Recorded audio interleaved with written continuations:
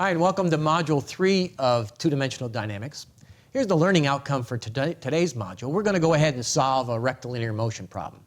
So we started to look at rectilinear motion last time. We said it was straight line motion. There was only one component of acceleration, and we're going to call that component in the I direction. So here are the kinematic relationships of position, velocity, and acceleration. Since the direction doesn't change, we can work with scalars.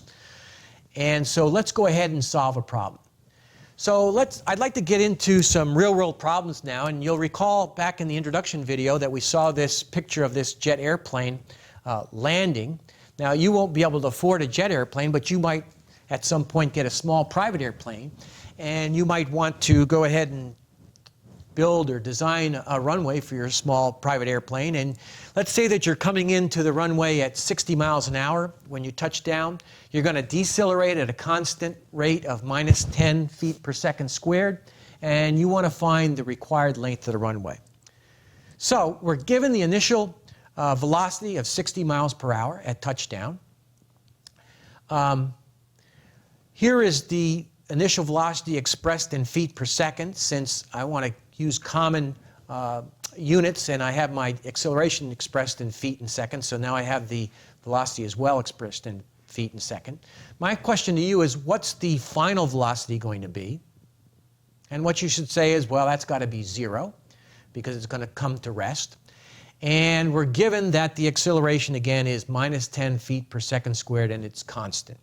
So how do we find velocity given that constant acceleration? And so what we recall from last module is we have to integrate the acceleration. So we're going to have the velocity as a function of time is equal to the integral of the acceleration, dt, or equal to the integral of minus 10 dt. And so the velocity with respect to time is equal to, since this is an indefinite integral, I get minus 10t plus some constant of integration, which I'll call c1. So my question to you now is, how do I find that constant of integration, c1? And the answer you should come up with is that you're going to have to apply the initial condition. And so the initial condition is that the initial velocity is 88 feet per second squared.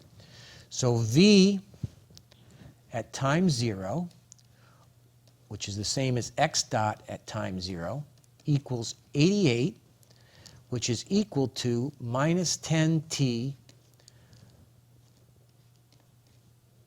times c1.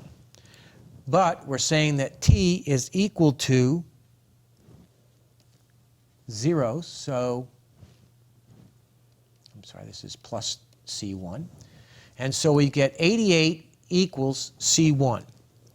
So we've solved for the constant of integration.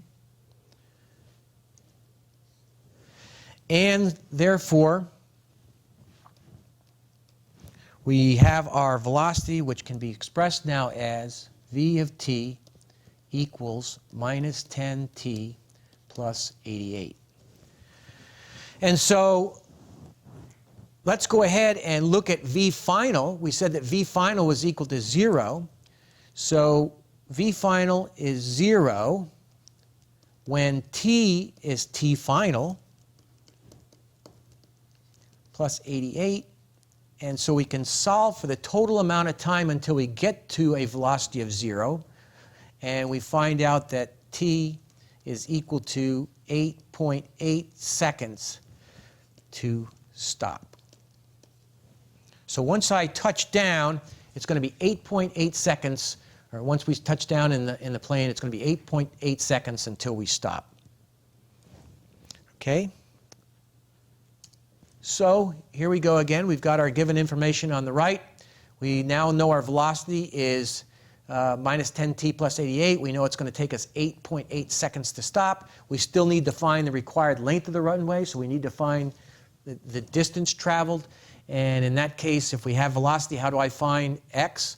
And what you should say is we have to integrate again. And so x now, as a function of time, is equal to the integral of velocity as a function of time,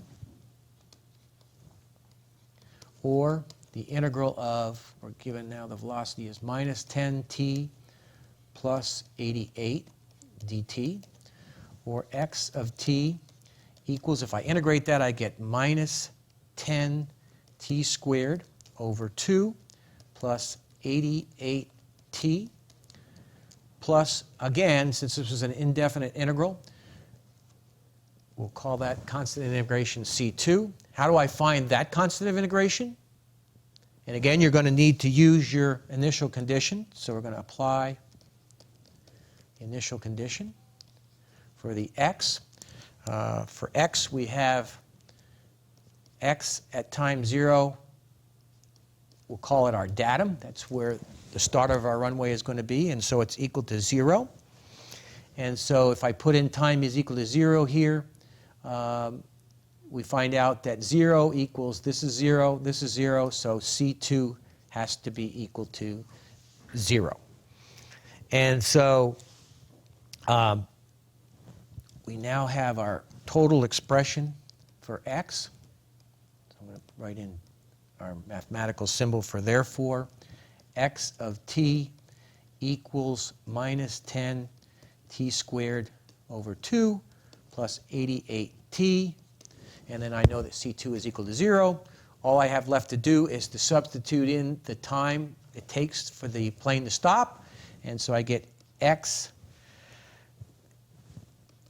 is equal to minus 10 of 8.8 squared over 2 plus 88 times 8.8 seconds.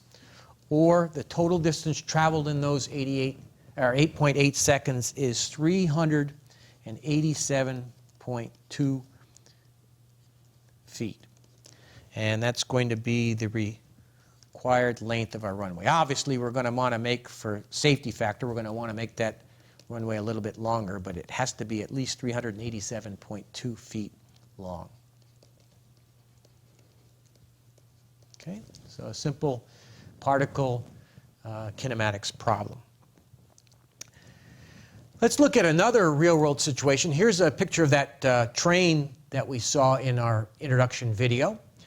Let's say now, though, we have a train that's coming into a station. Here's a picture of a train coming into a station. Let's say it's traveling at 60 kilometers per hour, and then its brakes are given a constant deceleration of 0.5 meters per second squared. And we want to find the distance from the station where the brakes should be applied so that the train will come to a stop at the station. And how long will it take for that train to stop? So that's a worksheet for you to do on your own. I've put the solution in the module handouts. And go ahead and work that. Practice makes you get better and better at engineering problems. And I'll see you next time.